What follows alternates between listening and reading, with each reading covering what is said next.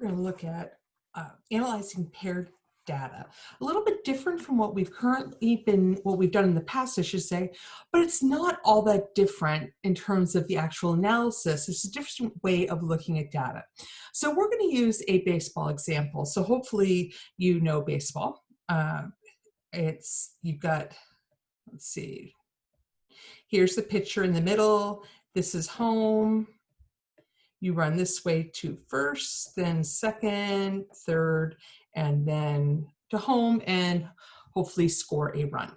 So the very basics of baseball. And people are like, oh my gosh, that's really basic. Yeah, I know. Imagine you're at the plate in baseball and you've hit a hard line drive that you want to try to stretch from a single into a double. So a double means you would go from home where you hit the ball to first and then make it all the way to second base without being tagged out. Does the path that you take to round first base make much of a difference in the time in seconds that it takes? So there was a study done to investigate different base running strategies. You can either use a narrow angle. So in this case, a narrow angle would be staying close, not really running wide anywhere, versus a wide angle. Let's see, I'll do this one in purple. And I think a wide angle runs more like that. But you actually run a different path than you would with a narrow run. So suppose you have 10 runners who have agreed to participate in the study, and we want to consider aspects of the study design. So first of all, if we want to be able to say cause and effect, we want to say that by using one of the two running strategies, it caused a faster time. Do we need to do an observational study or a randomized experiment? Hopefully you said randomized experiment right off the top of your head. So this way we can isolate the effective strategy.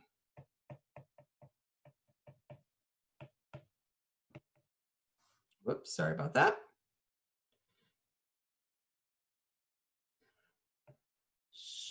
And try strategy again there. Remember, with observational studies, unfortunately, you cannot conclude cause and effect. So we want to do a randomized experiment. So pause for a second and think about how you could actually do this study. Let's say you think, well, okay, I've got 10 runners. What would we do at this point with what we know? Well, in general, we'd split them in half and we would have 5 do a wide angle and 5 narrow. I mean, that would be a plan.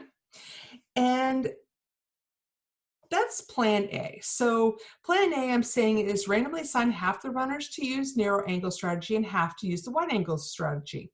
We're going to compare the average run time for the narrow angle group to the average run time for the wide angle group. So perfectly fine. These are called, in this case, independent samples. Independent samples. It's a legitimate plan. The only thing that I don't like about it is that you have 5 observations in each, right? You have 5 wide and 5 narrow. 5 isn't all that many. It would be nice to have more. An even better strategy that we wouldn't have thought of at this point, because this is where we're talking about paired data. We're going to have all the runners run twice, once with the narrow and once with wide. But what we're going to do is randomize which strategy is first for each runner. Of course, we'll give them time to rest in between and then compare how much run time changed on average from one strategy to the other for each runner. So instead of having just 5 observations, in this case, we're going to have 10. So this strategy uses paired data.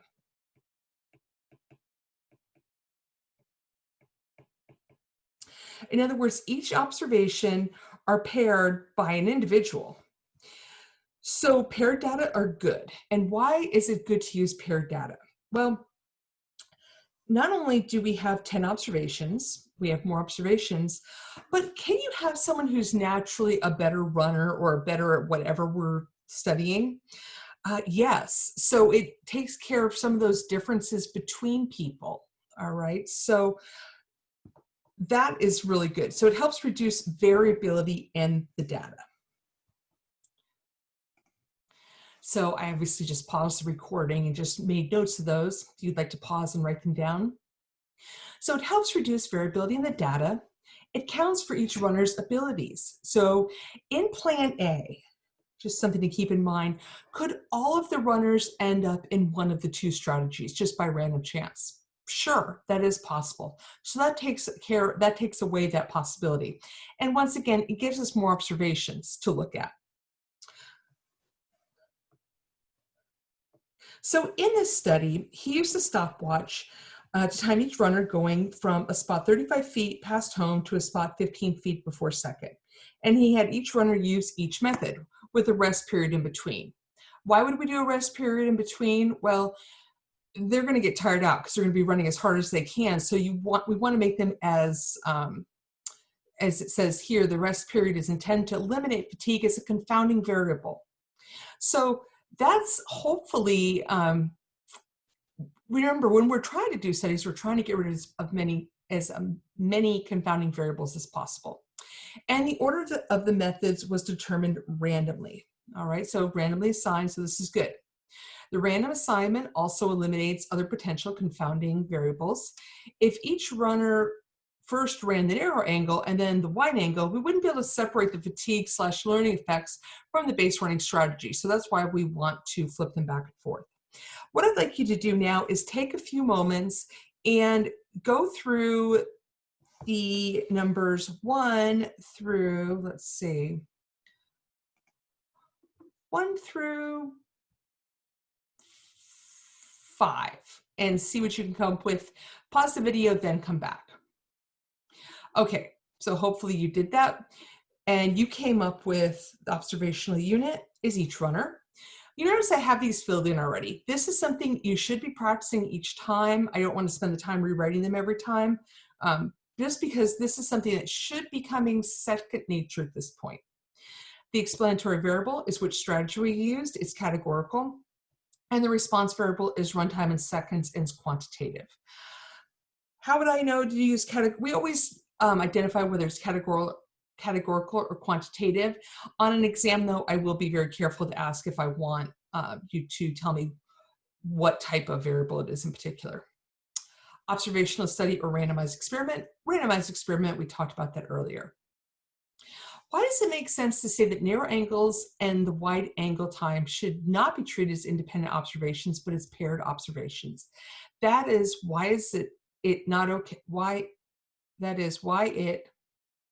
I think there's a missing word there. Why is it not okay to say that the narrow angle times are unrelated to, that is independent of the wide angle times? Remember, because we paired on the same individual, right? And each individual may have different skills. So if you have a naturally fast runner, you want to see, okay, they do it once with either narrow or wide, whichever one they were randomly assigned to do the first time, and then have them do the other. So that takes care of that. So it is paired. It's a very good method. There are other ways to pair. In this case, we paired the same individual. Could we pair, let's say we couldn't do it this way for whatever reasons, the way the study is set up or the research question, what it's asking. Could, for instance, we pair two people with similar heights? Sure. I mean, that could be depending on what we're testing. So paired data, there's lots of great examples in the book, and I highly suggest you take a few minutes and read the chapter. It's not long. So note, when the responses are paired on the same individuals, but under separate conditions or treatments, the data are called, not surprisingly, paired data, all right? There are other ways to pair, but we're talking about paired data at this point, like I mentioned before with heights. In this case, we look at the differences between the two responses. That is, we look at the average change in response between the responses as our parameter of interest. So we define the parameters to be, and I apologize, I missed that. It should be mu with a sub narrow versus wide. Actually, in general, we're going to do mu n minus w because it would take forever and it would take a lot of space to write mu narrow versus wide every time.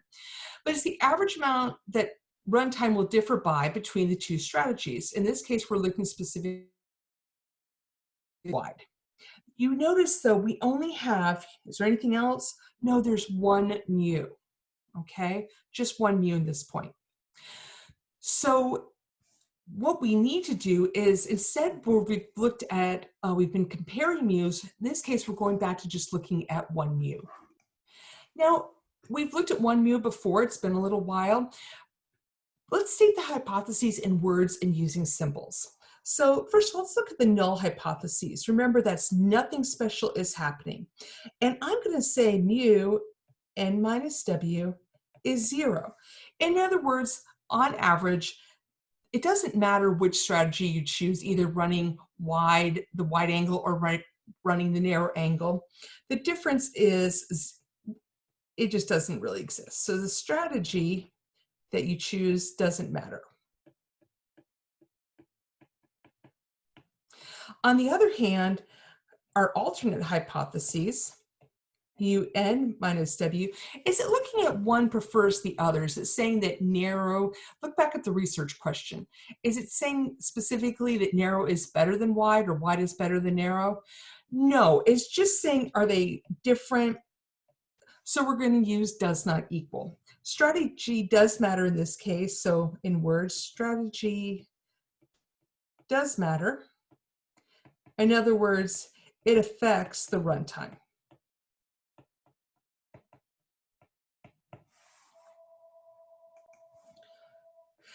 So here are data for 10 of the runners. There was actually, I believe, 22 runners in the study itself, but we're just going to look at the data for the first 10 runners. So based on the graphs and statistics, which group, unrestricted or deprived? Yeah, here are the data for 10 runners. Sorry about that. I obviously forgot to delete something. Yeah, that was having a moment. Just click, just draw a line through that. I apologize. So here are the data for the 10 runners. This should be right here. Believe it or not, I do proof these things, and once in a while, it just totally slips right past me. Person 1 through 10, so each of the different runners, their narrow time versus their wide time. You notice it doesn't tell us which one did which first. We don't care at this point. We know that it was randomly chosen whether they ran narrow or wide first. What we're being reported right here is their times in seconds. So what we want to do now, remember, we're looking at narrow minus wide times. Hopefully we all see that, right? Remember, we're looking at narrow minus wide. And so for each person, are we going to have to calculate these? Yes. You notice narrow is on top, wide's on the bottom. So what are we going to need to do? Hopefully you say subtract. So the first one, you can do 5.5 minus 5.55. I'll be honest with you, I still used a calculator on these. All right, take a moment and do the rest of them, fill them out. So hopefully you did that, and pause the video for a moment, take a look and make sure that your numbers match my numbers. Okay, the corresponding statistic that we're going to be looking at is going to be the average of these. Okay, so we need to average these numbers, because remember, we're looking at the difference in run times. In other words, we're looking at statistics, so we're not looking at mu. Mu is a parameter. We're looking at the average n bar of n minus w. So what I'm going to do is I'm going to add all of these differences together and divide by 10. Why 10? Because there were 10, these are 10 people running. So that ends up to be 0.065. So that's calculating the average run times for that group of 10. All right, so there's the statistic. Note to calculate this was the sum of the differences divided by the count. In this case, obviously when we do different studies, it may be a little bit different how we set up.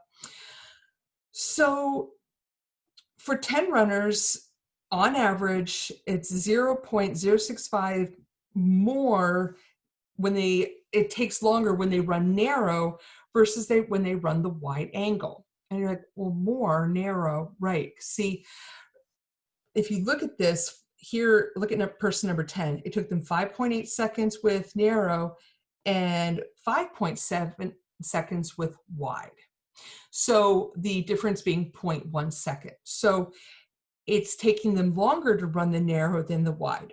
Now, could this have happened? But remember, we're looking at all the people, we added them all up, negatives and the positives, add them all up, divided by 10. I suggest, like I said, pause it, do it, make sure you can see that you can get to this number. Could this have happened by chance? Of course, right? This is what we've been talking about all quarter long. And you notice we keep revisiting these topics again and again. But how likely or unlikely is it? And that's what we're interested in.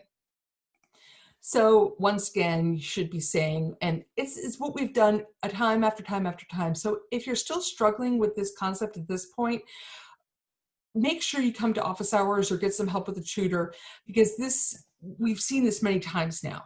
Of course, it's possible that narrow and wide angles have the same runtime. The observed difference in average scores happen by chance alone. So it's not that this example, but the whole idea that it could happen by chance alone. However, if narrow and wide angle runs are the same, how surprising would the difference of 0.065 be to happen by chance alone? So once again, before we go and use an applet, we're going to use simulation to investigate how often such an extreme difference, because remember we're looking extreme, would have occurred by chance alone. If the null hypothesis was no difference, no effect, no association were true. All right, so think about what we could do. Suggest a tactile method to conduct the simulation to find the p-value. So pause the video for a moment and think about it based on what we've done in the past. Okay, so hopefully you did that. One thing that students frequently do, and if we were in class, I would have you thinking about it and talk with each other. They say, well, how about 2 stacks of cards? Why not do it that way? We've got people running, oh, wait a minute, it's the same person running, right? So it's not 2 different groups of people, okay? So the 2-card strategy wouldn't work. So we want a strategy that's a little bit different, all right? So we're talking about 1 person, right? So how about this? Instead, let's think about a coin toss. Remember, the person's either going to run narrow or wide. So when I think of just 2 options, I think, ooh, in this case, maybe a coin toss could work, because obviously the 2 cards isn't going to really work. So if you'd like to pause for a minute and write this down, what does it come down to? I'm going to toss a coin for each player. All right, so person number 1, I'm going to toss a coin. If it ends up heads, I'm going to swap their narrow and wide time. So I'm just going to flip them. If I flip them, what's going to happen to the signs? It's going to switch the signs. If it's tails, do not switch the signs. And you're like, well, why? Let's just say, for example, this is just an example, that they had their narrow time and their wide time. I'm going to choose really easy numbers here. And I had 5 and 1. Obviously, that wouldn't work here. So we have n minus w, and I get 4 seconds. Now, if I say to swap their narrow and wide times, now this is with the swap, you're going to have 1 for the narrow and 4 for the wide. Oh, excuse me, 5 for the wide, and I'm going to end up with -4. So you see, it just flips the signs. You don't need to recalculate in this case, you just need to flip signs. Then you're going to do that for each of the runners. Then step 2, calculate the average difference in runtimes. Once again, come up with a statistic with the new differences. That's 1 point. That's just 1 dot, okay? When we actually look at the distribution, that null distribution, we need to repeat 1 and 2, sorry about the capital M, small m, many times to generate the null distribution of the x bar n minus w. And then we're going to calculate what proportion of times it was at least as extreme as 0.065. Because remember, we want to see how unusual that number is. Alrighty, so moving on. So to do the simulation of the what could have beens if the narrow and wide angle running times were the same, we're assuming that people would have the same running times regardless of whether they're using the narrow or wide angle, and the observed values happen by chance alone. Remember, they're just chance. So making their narrow angle time and wide angle time swappable. All right, so we're going to just assume we could just flip them. So flip of the coin for each runner. Remember, if it lands on heads, we're going to swap the narrow and wide run times. And if it's tails, we don't swap. So we would just change the signs for heads, not change the sign for tails. I would encourage you at this point to pause and grab a coin. And I want you to then try this along. You can do it yourself. I'll show you what I got as I'm doing it, but I'd like you to do it too, because it really helps this tactile to actually do this yourself. All right, so for each difference, we're going to flip a coin. If heads, once again, swap the run times and change the sign. If it's tails, we're going to keep it the same. Okay, so you notice here, like I said above, I did the 5 minus 1, got 4, and then did 1 minus 5 and got -4. So I'm already just recording the difference here. All right, so we don't actually have to go through the steps of recalculating. So I'm going to flip a coin, caught it in my hand, and it was heads. So I'm going to swap. And so I'm going to swap the sign, and I get 0.05. Flip the coin again. I also got heads. Crazy. Okay. What I'd like you to do now is pause it and keep trying and see it. Take a moment and do it for yourself. Let's see. What if I got no for number 3? Would I flip the sign, or would I leave the sign the same? If I got tails, I would put no, and I wouldn't swap the sign, and I would put down the simulated difference would be 0.1. So try the rest of them for yourself. So hopefully you took a moment and did that. You're also welcome to put my data underneath here if you'd like, or put your data somewhere else. But it's good to do these things to make sure you practice so that you really understand how it's working.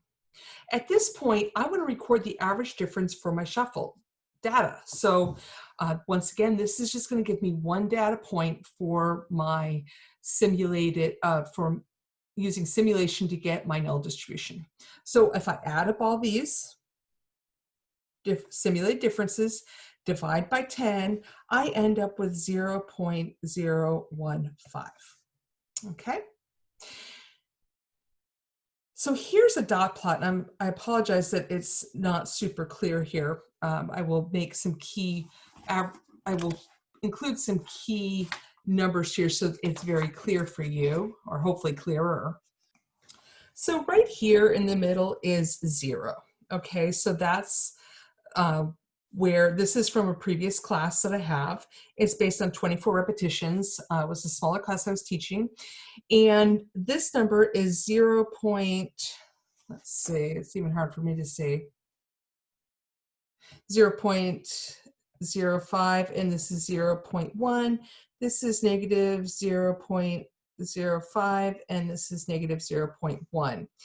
This is X bar narrow minus wide, all right?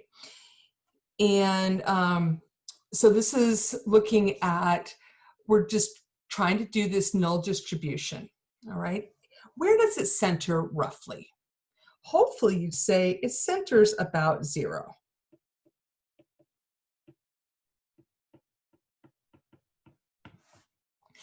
I suggest adding yours. If you happen to do it, add your dot in. Well, from when we originally, let's see. So this is one of these dots down here. This helped generate. We want to look at, not your dot. If you'd like to add your dot, my dot was the 0.015 is way over here. Okay, so that's like my dot. You can put in your simulated dot somewhere along here. But what we want to look at is with our null hypothesis. All right, so we want to look at now 0.065 and how many observations there are at negative 0.015. 0.065. Because remember, our alternate hypothesis was mu n minus w not equal to 0. So remember, we have to look at both tails, all right? Let's see, 0.065, where would that be? Well, that would be out here somewhere. So let's say it's 0.065 and negative 0.065. That's probably, oh, let's see, right about here. So are there a lot of observations out in these tails here? Because remember, we're going to look at everything that's in the tail. I don't see anything really. Now, granted, this is only 24 observations, but it looks, based on this at least, that it would be very unusual to see 0.065 show up in the null distribution. So we've been working on C as we go along. We indicated where the observed average difference is on the graph, so that's 0.065. And based on the dot plot, does it appear that the observed average difference is surprising to have happened by chance alone? Yeah, it does appear surprised because we don't have any, none of, when we did this in the class, when we generated the null distribution, no one came up with that as their dot to help generate the null. So to get a better idea, though, of the long run pattern of difference in sample average values, we really should look at more repetitions. How many do we look at when we're looking at the applet usually? Hopefully you're thinking 1,000. So next time we're going to use an applet and look at 1,000 reps and see what we come up with.